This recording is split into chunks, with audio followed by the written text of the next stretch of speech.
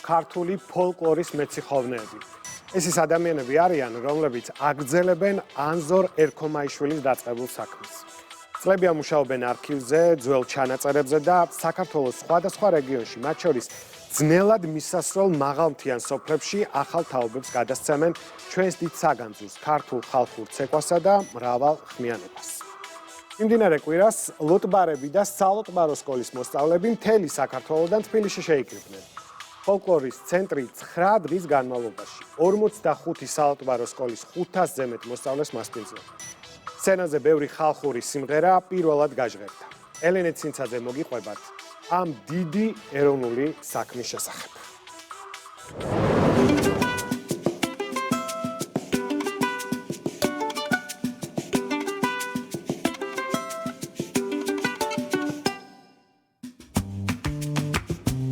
მე მქვია ნიკოლოზი და ვარ ოზურგეთიდან. ჩამოვედით თბილისში მესტიიდან. ჩვენ ჩამოვედით ბაღდათიდან და უნდა შევასრულოთ ბაღდათური სიმღერები. ჩვენ ვართ სენაკიდან და მღერი ვართ.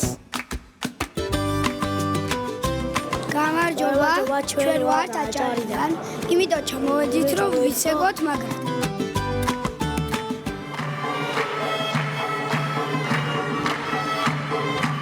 ბავშვები მთელი საქართველოდან.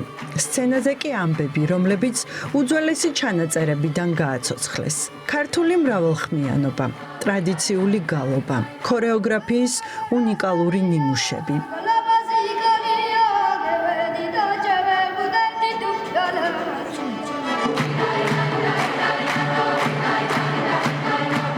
ყველაფერი ხალხური ჩვენი წინაპრების დანატოვარი. ქართული საგანძური აკინძული და თავმოყრილი სცენაზე. ეს სალოტბარო სკოლების ფესტივალია, თუმცა ამ დღემდე იყო ძიების, შრომის, ბევრი წელი და ჩვენს თხრობას თავიდან ვიწყებთ.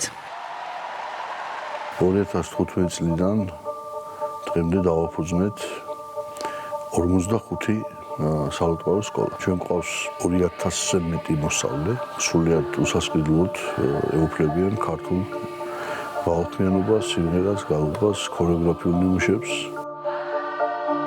იდეა, რომ ქართული საგანძური თავისი ავთენტურობით მომავალი თაობისთვის გადაეცათ, ანზორ ერქომაიშვილს ეკუთვნის. ფოლკლორის ცენტრი ამ იდეას ჩაეჭიდა და დღეს მთელი საქართველოს მასშტაბით ქალაქებში თუ რთულად მისასვლელ სოფლებში 45 სალოტბარო სკოლაა.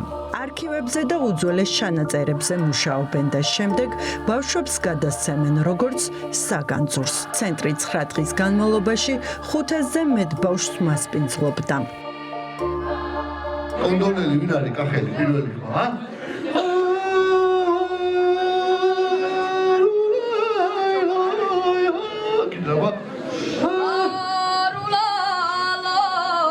ფოლკლორის ცენტრში დილიდან რეპეტიცია. ამ დრომდე გაუჟღერებელი სიმღერების ხმა ისმის. ეს შემოქმედებითი პროცესი დიდ ენერგიას მოითხოვს და მასში ეთნოფორები და ლოტბარები ბავშვებთან ერთად არიან ჩართული. შემოქმედებითი პროცესია, თავიდან ძალიან რთული ხა 500 ბავშვი მოამზადო კონცერტისთვის და 500-ი აკვეს. ძალიან დიდი ენერგია მეაქვს ამას. ინტერპრეტაცია, ქორეოგრაფიის დამატება, ხმების არჩევა. ერთად რეპეტიციაზე უნდა მოახერხონ, რომ 500-მა ბავშვმა საქართველოს სხვადასხვა კუთხის სიმღერა, ანუ ახალი რეპერტუარი აითვისოს და გაითავისოს. რეპერტუარში მთლიანი საქართველო უნდა წარმოჩინდეს თავისი დიდებულებით, მრავალფეროვნებით და ავთენტურობით. აქ ისე ხდება, რომ აი მთელი საქართველოს სურათი გვაქვს, რომ თან განსხვავებულები ვართ, თან ყველა ერთმანეთის და ერთად ვართ, ერთნაირები ვართ. ზუსტად იციან ვის რა შესაძლებლობები აქვს, როგორი მონაცემები, სასცენო და შესრულების მანერა, დამახასიათებელი კუთხურობა.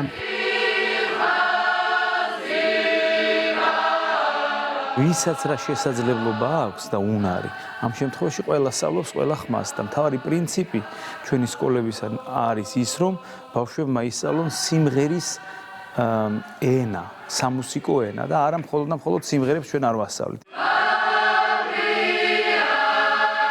ნიჭიერ ბავშვებს განსაკუთრებულად უყვართ ის, რასაც აკეთებენ. დავდივარ კაზბების საუკეთესო სკოლაში. ვარ პირველი ხმა. თითქმის უცეკვავ და მღერი ჭამის დროსაც ავდგები, რაღაცას წამღერებ, ვიცეკვებ და მე გავაგრძელებ.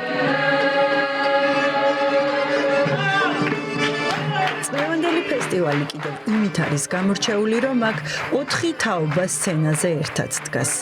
გიორგი შეთეკაური, რომელიც ფოლკლორის ცენტრმა მოკლე ვიდეო ჩანაწერით გაიცნო, ფესტივალის ნამდვილი აღმოჩენა გახდა. ხევსური, რომელსაც ცეკვა გულში პატარაობიდანვე ჩაუვარდა. ცეკვები რა? გავდოდი და ბოდიში და კომუსადე. პოსილ შევიდოდი, ინაც გავაკეთე, გამროს გააკეთა, ბოდიში ვისწავლო. გამოვიდოდი, უყურებდა ესე და არავინ არ ცოდორ ცეკვა. ეხლა 40 წელი არ მიცეკვია. 74 წლის ხევსურს ცეკვა ნასწავლი არ აქვს. ის უფრო სულის გამოძახილია, წინაპრებისგან გადმოცემული. 40 წელია არ უცეკვია და წარმოიდგინეთ, როგორ მოენატრებოდა. სცენაზე პირველად დგას მის ცეკვაში დადგმული არაფერია.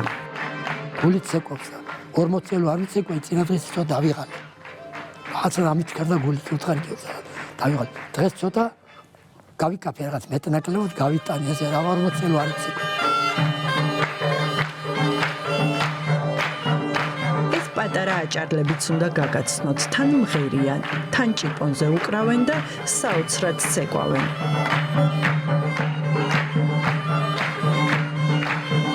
გადაწყვიტეს ჩემმა მშობლებმა, რომ შვახის სკოლაში შევეყვანე და მე მღერა და მეცეკვა იქ. ხმა რატო გაქვს ჩახლეჩი?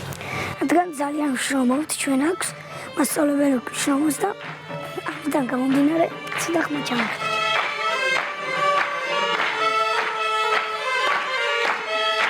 შუახევში მაღალმთიან აჭარაში სალოტბარო სკოლაში ეთერი მასწავლებელი კვირაში ერთხელ ადის. ამ ერთი დღისთვის ცდილობენ მაქსიმალურად დაიხარჯონ და შეითვისონ ყველაფერი, რასაც ლოტბარი ბავშვებს უზიარებს. იმ დღეს ყველა დავიხარჯო და ყველანაირი სიმღერა და ყველანაირი საკრავი კარგად გავაკეთო. პირველად გამოვდივარ ასეთ დიდ სცენას. კარგი შეგრძნებით ვარ და იმედია რამე არ შემეშლება. კულისებში სულ უფრო მეტად ღელავენ. სცენაზე გასვლის შემდეგ კი საოცარი სანახაობა ვნახეთ და საზოგადოებისთვის აქამდე უცნობი უძველესი სიმღერები მოვისმინეთ. ამბება დაწყობილი საკონცერტო ნომრები ქართლით დაიწყო და შემდეგ მთელ საქართველოში სიმღერით და ცეკვით გვამოგზაურეს.